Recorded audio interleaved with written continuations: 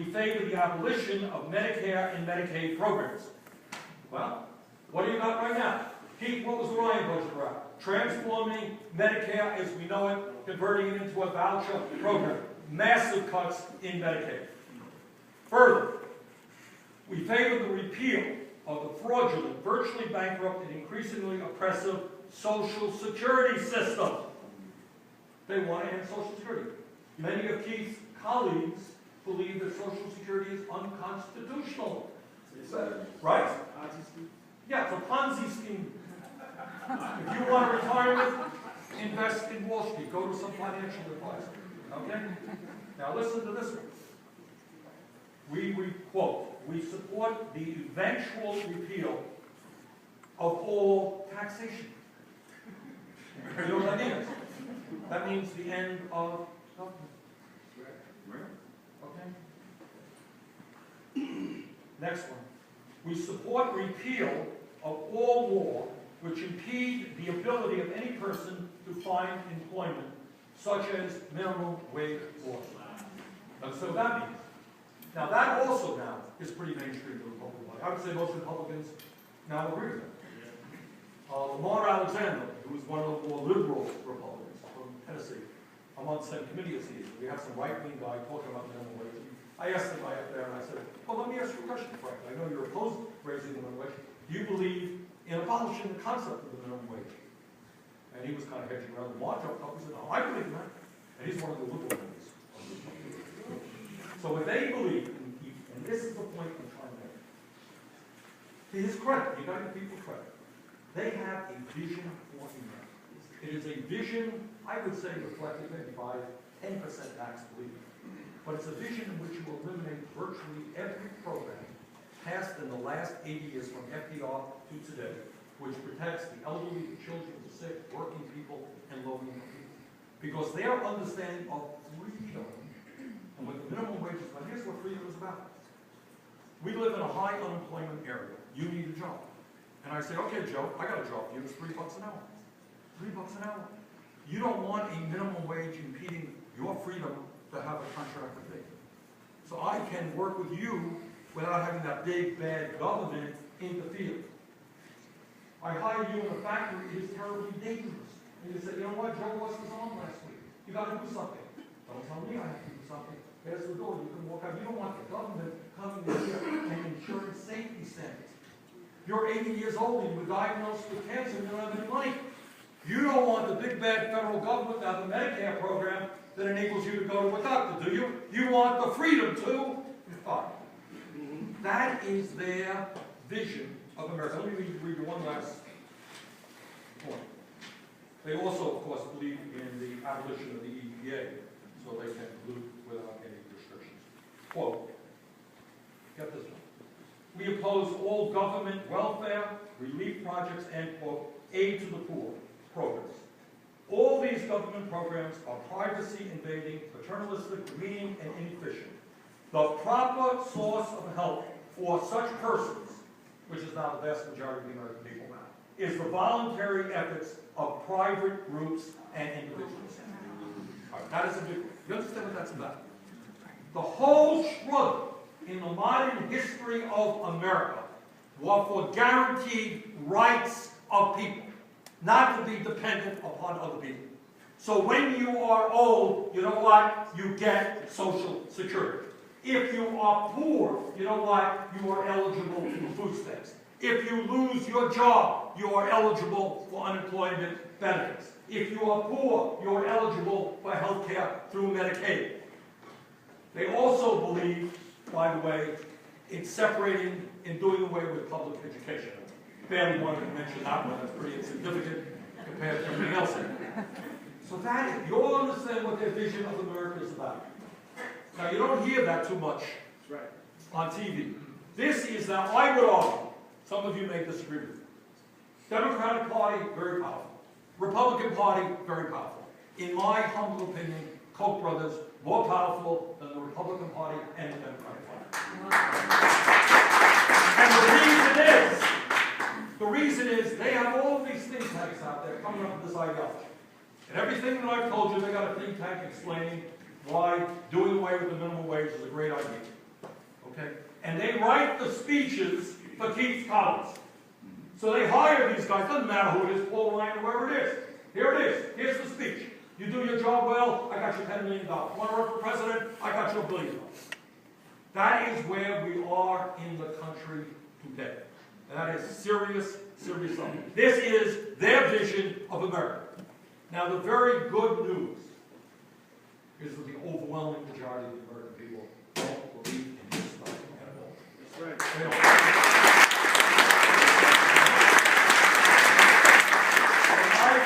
As you know, Koch brothers' money started the Tea Party. They created it.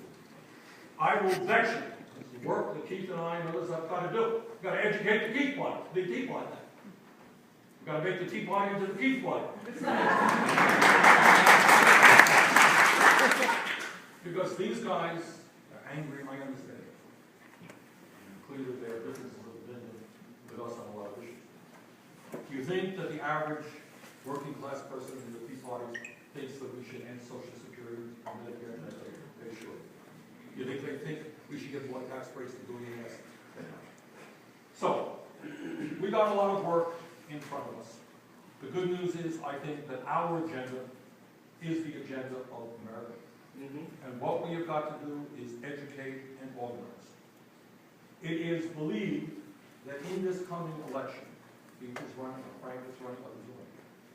The estimate is that 60% of the American people are not going to vote. Younger people, number will be higher. People of color, number will be higher. Working class people, number will be higher. Low income people, number will be very high. And that's how these guys win. They win because they pump huge sums of money in. They win because they're working overtime to restrict people's ability to participate in the political process. And they win because they have convinced many low-income and working class people that politics is all bullshit. I don't have to come out and vote. It's all a game. And then they wake up in the morning and their food stamps are gone, their Medicaid is Social Security. So brothers and sisters, we've got a lot of work in front of us. But I am confident that with leaders like Keith and Al and folks you have here in Minnesota, there is a lot that we can do. We have to have a vision as well. It's a very different vision than the Koch brothers. I think you all know what that vision is. It's a government which works for all of our people. It's making sure that no kid in this country goes hungry, the kids have educational opportunity, that all of our people have health care, that the wealthy stop paying their fair share of taxes. You know the issues. So let us stand together now and in the future and create a country that our kids and grandchildren will be very proud of. Really happy to be around. But this is what I also do. Everything that I just told you, what we discussed, I believe very much. And what I worry very, very much is that we could go through a campaign where the most important issues facing America and not even discussed it. Where people say, God, I'm not going to vote. There's no real alternative. Where the real solutions that we have to come up with are not out there. And certainly a presidential campaign is one way we can do it.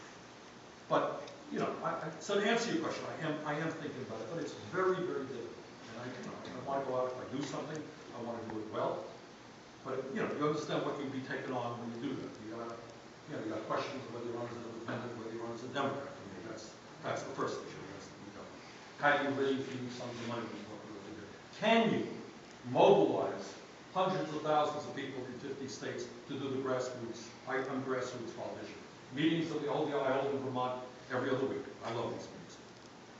Can you mobilize people at the grassroots level to take on the corporations? Those are big issues. So to answer your question, and I thank you for it, I am thinking about it. And certainly my main interest right now, and I'm paying attention to it, and I'm here with Keith, is to make sure that the Democrats do not lose control of some woman rights.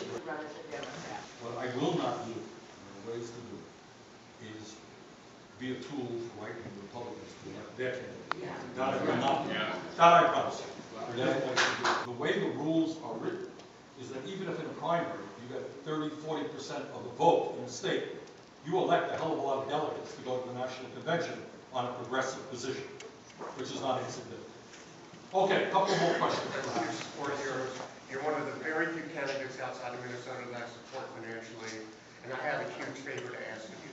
would you please lead the constitutional amendment to And impeachment? actually, within the Democratic caucus, calling Sheldon White, some of you know Sheldon, from Rhode Island, very smart, my former attorney general. And Sheldon knows this issue. And here's what it is. The issue is, when you're in the Congress, what we learn is sometimes you win, sometimes you lose. And I've been on both sides of the issue. And you learn that the Supreme Court is a very, very important institution. Not every decision is turned out the way you want. But on the other hand, and this is what I said earlier, are we really looking at the Supreme Court that is really looking at the law? We're looking at precedent. Or are we looking at a very heavily politicized Supreme Court that has the particular agenda? And I think we have not, people get up there and say, oh, I think Citizens United was a terrible decision. I think McCutcheon was a terrible decision. But I think these guys in many ways are a little bit of a mover in that people have not been going after not just on their decision, but on some of their motivation. Okay? As I mentioned before, Brown versus Board of Education, 9-0. Now I think we know we're in agreement about campaign finance. All right, so people have a different point of view. Is it good for the country, do you think, that by 5 to 4 decisions, usually profound issues are being decided on what more and more people think are political decisions, not judicial? All I'm saying, I think we have to take a hard look at it. Maybe it's time to add 2 more justices like they did before. Well, but that's called packing the court. Roosevelt tried that in the 30s. But I'll tell you something. People say, oh, packing the court, what a ridiculous idea. I'll tell you something. Oh, go on forever. My voice is going to, so you go on for 10 hours. There's a lot to discuss. Okay. One point, and then I'll make this the last one. Harry Reid, who was a much stronger progressive person than most of you know. Okay, because he's not very articulate. Harry he loves the Senate. And he was profoundly disgusted because we can't get anything done. It used to be the case in the Senate where occasionally they would require 60 votes and go filibuster. Now it is every piece of legislation. This week, we will get 53, 54 votes to raise the minimum wage. We will need 60 votes. We have to struggle for months after having 55 votes or so to extend unemployment. If they required 60 again, they're getting 5 Republicans. What Reid did was say, okay, I'm sick and tired of this, especially when it comes to nominations. Obama's nominating somebody to Tanzania, and it takes 3 years to get this guy appointed. All kinds of nominations, not high-level nominations, not Secretary of State, modest ambassadors, assistant secretary of toilet bowl someplace. Took us months to get it being passed because the Republicans used all of the rules to delay and delay and delay. In terms of district court, the second most important court in the country is the D.C. Court of Appeals. They had 3 vacancies. Republicans delayed and delayed and delayed. And finally, Reid said, screw it, I'm going to change the rules. We ain't going to get 60 votes. We're going to do it by majority vote. During that whole process, Chuck Grassley of Iowa, you know what Chuck Grassley came up and said? He said, well, we've looked at it, and we think the court really is not busy enough. We should reduce the size of the district court by 3 people. It's not that we're against Obama's nominations, we just don't think we need 3 more people. That's depacking the court. So I mean, that was their position.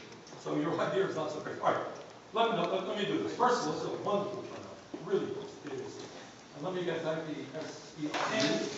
bottom line is, look, we are in a huge struggle from people who have destroyed the middle class and everything that we believe.